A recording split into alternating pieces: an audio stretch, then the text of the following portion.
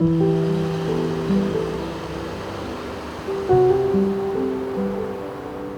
нас часть машин находится на ремонте, то есть и часть из этих ремонтирующих, то есть они стоят или на штрафстоянке, или ремонтируются вследствие ДТП. То есть у нас за прошлый месяц было большое количество дорожно-транспортных происшествий с нашим участием. При этом это было не по вине наших водителей, но при этом ситуация от этого не улучшается. Машины стоят на штрафстоянке, стоят на ремонте, и у нас бригады остаются без машин. То есть у нас в принципе идет недостаток, и еще и часть машин, она в принципе нуждается уже в замене, потому что эксплуатационный срок составляет 5,5 лет. Машины уже служат гораздо дольше.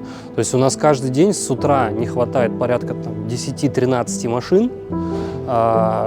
После обеда они как-то выходят с ремонта, но при этом ежесуточно, допустим, за прошедшие сутки у нас 5 бригад было без машин. Мы вынуждены рассаживать сотрудников, пересаживать на другие бригады, или даже доходит вплоть до того, что бригады у нас могут на одной машине выезжать по очереди.